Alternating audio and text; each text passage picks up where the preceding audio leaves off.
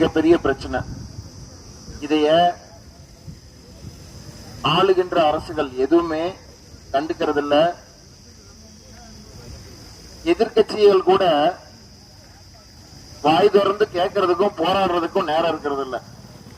அந்த மாதிரியான சூழ்நிலையில தான் நீங்க தமிழ்நாடு இருந்துட்டு இருக்குது. எல்லாமே இந்த நிர்வாகிகள் இந்த கம்பெனி கிட்ட போயிட்டு, இந்த கார்பரேட் கம்பெனிகள் கிட்ட போயிட்டு இந்த அரசியல் கட்சிக்காரங்க நிதி வாங்கி பழகிடுறாங்க. ஏன்னா நம்ம தனித்தனியா விவசாயிகளும் பொதுமக்களும் ஏதோ நம்மளால 5-10 தான் கொடுத்துக்கிட்டு இருப்போம், அவங்களுக்கு எல்லாம் பத்தாது.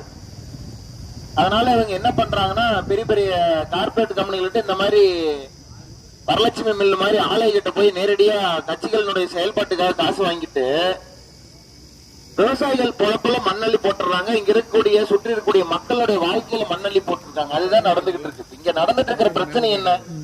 ஏன் இந்த பிரச்சனை அரசியல் முக்கியத்துவமா பார்க்கப்படுறது இல்ல? எத்தனையோ அரசியல்வாதி இருக்காங்க. இங்க இருக்கிற எம்பி என்ன பண்ணிட்டு இருக்காரு, இங்க இருக்கிற எம்எல்ஏ என்ன பண்ணிட்டு இருக்காரு, இங்க இருக்கிற ஊர் தலைவர் என்ன பண்ணிட்டு இருக்காரு, இங்க இருக்கிற ஒன்றிய தலைவர் என்ன பண்றாரு, இங்க இருக்கிற மாவட்ட தலைவர் என்ன பண்றாங்க? எல்லாம் கட்சியெல்லாம் எனத்துக்கு இருக்கு.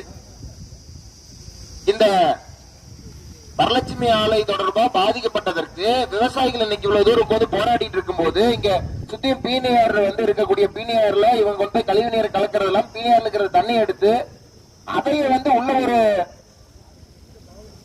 10 லட்சம் லிட்டர் தண்ணி பிடிக்கிற மாதிரி மிகப்பெரிய ஒரு ஏக்கரா கணக்குல ஒரு குளத்தை வெட்டி, குளம் இல்ல மிகப்பெரிய கிணறு, அவ்வளவு பெரிய கிணறு 100 அடி ஆழத்துக்கு வெட்டி அதுல அந்த தண்ணி கொண்டு வந்து இங்க விட்டு பூராமே சட்டவிரோதம். ஆனாலும் இங்க இருக்கக்கூடிய அரசியல்வாதிகள் வேடிக்கை பார்த்துட்டு இருக்காங்கன்னா, இந்த அரசியல்வாதிகளுக்குமே இந்த கம்பெனிக்குமே எவ்வளவு பெரிய ஒரு தொடர்பு இருக்கு, இதையே நம்ம தெளிவா தெரிஞ்சுக்கணும். அரசியல்வாதப்படாம பிரச்சனைகள் மாறாது. இங்க இருக்கக்கூடிய கட்சிக்காரங்களை பிடிச்சி இழுத்து விடுங்க. இந்த பிரச்சனையில ஓட்டு கேட்க வந்தா ஓட்டு போட மாட்டோம். எதுக்கே உங்களுக்கு ஓட்டு போடணும்? எதுக்கே நீங்களே பொறுப்பு இருக்கீங்க? எதுக்கு சட்டமன்ற உறுப்பினர், எதுக்கு நாடாளுமன்ற உறுப்பினர்னு கேளுங்க. இதே இந்த பிரச்சனை சட்டமன்றத்தில் பேசினா இந்த பிரச்சனை தீராதா? இதே இங்க ஒரு எம்எல்ஏ எம்பி நம்ம கூட உட்கார்ந்தா இந்த பிரச்சனை தீராதா? ஆனாலும் வராம இன்னைக்கு நம்ம நம்மளுடைய பாதிப்புக்கு நம்ம உட்கார்ந்து போராட்டி இருக்கோம். நம்மள இருந்து போன ஒரு ஆளு எம்எல்ஏ எம்பி என்ன பண்ணிட்டு இருக்காங்க? வேடிக்கை பார்த்துட்டு இந்த கம்பெனிக்காரங்க கூட பேசிக்கிட்டு சரி எல்லாம் ஒரு நாளோட போயிட நினைச்சுக்கிட்டு இருக்காங்க. ஆனா இன்னைக்கு தொடங்கிட்டு இருக்கிற இந்த போராட்டம் ஏற்கனவே பல நாட்களா பல ஆண்டுகளா நடந்துட்டு இருக்கிற போராட்டம் இப்படியே போகாது. இது அடுத்த கட்டத்தை நோக்கி வந்திருக்காது. இன்னைக்கு அடையாள உண்ணாவிரத போராட்டம். அதாவது எல்லா நாளுமே இதைய ஏற்றுக்கிட்டு போயிட்டு இருக்கக்கூடிய மக்களா இருந்துகிட்டு இருப்பாங்க. சகிச்சுக்கிட்டு குடிஞ்சு செத்து போயிடுவாங்கன்னு இந்த கம்பெனிக்காரங்க நினைச்சுக்கிட்டு இருக்கிறாங்கன்னா, இங்க இருக்கக்கூடிய லஞ்சத்தை வாங்கி கொண்டு சோத்துக்கு பதிலாக கண்டையை தின்னு கொண்டு மக்களை முட்டாளாக்கணும்னு நினைச்சுக்கிட்டு அரசு பணியில மக்கள் வரிப்பணத்தை வாங்கிட்டு வேலை செஞ்சிட்டு இருக்கக்கூடிய அதிகாரிகளுக்கு கொஞ்சம் கூட சூடு சொரணை இல்லையா அப்படின்னு நம்ம கேட்க வேண்டியிருக்கு. ஏன்னா அரசியல்வாதி 5 வருஷத்துல ஓடிடுவான். இந்த கம்பெனிக்கார இந்த ஊரை கெடுத்து போட்டு இன்னொரு ஊரை போய் கெடுப்பான். ஆனா அரசு பணியாளர்களுக்கு என்ன கேடு இது மாதிரி நடவடிக்கை எடுக்கிறதுக்கு?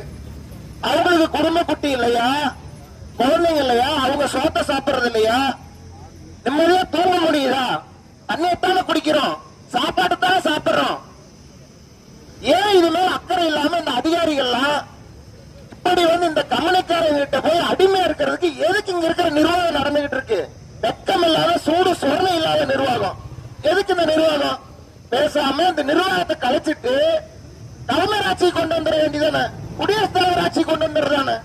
இந்த மாதிரி ஒரு தனியார் கம்பெனிக்கு இப்படி சொல்லாட்டுறதுக்கு எதுக்கு மக்கள் வரி பணம்? பேசாம அந்த கம்பெனிலேயே போய் வேலைக்கு சேர்ந்துட வேண்டியதானே அந்த கலெக்டரு, இங்க இருக்கிற தாசில்தாரு, இங்க இருக்கிற பிடபிள்யூடி, அப்புறம் இங்க இருக்கிற சுற்றுச்சூழல் மாவட்ட சுற்றுச்சூழல் மாசு கட்டுப்பாட்டு அலுவலர் எல்லாம் போய் இந்த கம்பெனிக்காரங்கிட்ட போய் சேர்ந்துட்டு சம்பளம் அங்க வாங்கிட்டு அங்க போக வேண்டியதானே. எதுக்கு அரசு அலுவலர் சொல்லிட்டு ஊரா மாதிரி தெரியணும்? இந்த காவல்துறை ஒரு பக்கம் போராட்டம்னா பாதுகாப்பு கொடுக்க மாட்டாங்க, அனுமதி கொடுக்க மாட்டாங்க. ஆனா இந்த கம்பெனிக்காரங்களுக்கு மட்டும் 100கணக்கான ஓரிசருக்கு பாதுகாப்பு கொடுப்பாங்க. இன்னைக்கு கேட்கிறேன், இங்க உள்ள இந்த கம்பெனி பண்ணிட்டு இருக்கிற அயோக்கியத்தனம், இந்த கம்பெனி இங்க இருக்கக்கூடிய சுற்றுச்சூழல், இங்க இருக்கக்கூடிய காற்றை கெடுத்து பூரா டாக்ஸிக் ஆக்கி குடிக்க முடியாத மாதிரி பண்ணிருக்கிறாங்க. அது திராணி தைரியத்தோட ஒரு வழக்கு பதிவு செஞ்சிருக்கிறாங்களா? கிடையாது. என்ன நடந்துகிட்டு இருக்கு நம்ம நாட்டுல? சுதந்திர நாட்டுல வாழ்ந்துட்டு இருக்கிறோமா? ஜனநாயக நாட்டுல வாழ்ந்துட்டு இருக்கிறோமா? இது மக்களாட்சி நாடு தானா? எல்லாமே கேள்விக்குறியா இருக்கு. மக்களுக்காக அரசு இருக்குதா அல்லது இந்த மோசமான முறைகேடு செய்யக்கூடிய தன்னுடைய சுயலாபத்தை மட்டுமே நினைப்பாக வைத்து செயல்பட்டுக் கொண்டிருக்கக்கூடிய இந்த வரலட்சுமி ஆலைக்கு போன்ற அவங்களுக்கான சட்டம் இருக்கா? எதையும் மக்கள் கொடுத்துட்டு இருக்காங்க. எதுக்கு இங்க அரசு நிர்வாகம் ஒன்று இருக்குது? இங்க முழுமையாக இங்க இந்த நடந்த போராட்டம், இங்க இருக்கிற சூழ்நிலையை, இங்க நடந்த நிகழ்வெல்லாம் பார்க்கும்போது அரசு நிறுவனம் தோத்துட்டு தான் சொல்லணும். முழுமையா தோத்து போச்சு. தோத்த நிறுவனம் யாருக்காக இருக்கு? விவசாயிகளுக்காக கிடையாது, மக்களுக்காக கிடையாது, லஞ்சம் வாங்கறதுக்காக போட்டிருக்கான். லஞ்சமாகி கொழுத்து பேராசை முடிச்சு பேய் மாதிரி கொண்டிருக்கிறாங்க. எதுக்கு மக்கள் வந்து அரசு பண்ணி ஏன் இந்த தமிழை நடவடிக்கை எடுக்க முடியாதா? எல்லாமே காசு வாங்கி கொழுத்து போறது.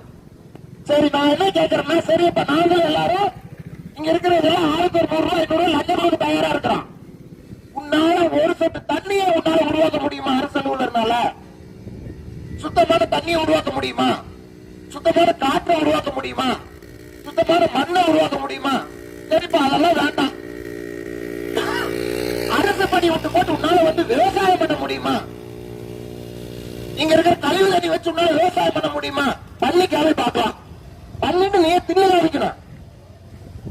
என்னன்னா எல்லாரும் வந்து மேல வானத்திலிருந்து விழுந்த மாதிரி நினைச்சுக்கிறாங்க. எல்லாம் வந்து வானத்திலிருந்து வந்து நீங்க வந்து எல்லாம் அப்படியே கடவுள் மாதிரி நினைப்பு. இந்த அதிகாரிகள் அரசு பணியை வாங்கிட்டாலே, நான் ஏன் அரசு பணி திரும்ப சொல்றேன், நான் ஐஏஎஸ்க்காக படிச்சேன், ஒரு சிறப்பு குழுவில் இருந்திருக்கேன், திரும்ப 10,000 மாணவர்களுக்கு பயிற்சியும் கொடுத்துட்டு இருக்கிறோம். அதனால இந்த அரசு பணியில இன்னைக்கு கஷ்டப்பட்டு வந்துட்டு எவ்வளவு பெரிய அயோக்கியத்தனம் பண்ணிட்டு இருக்கிறாங்க அரசு பணியை வாங்கிட்டுன்னு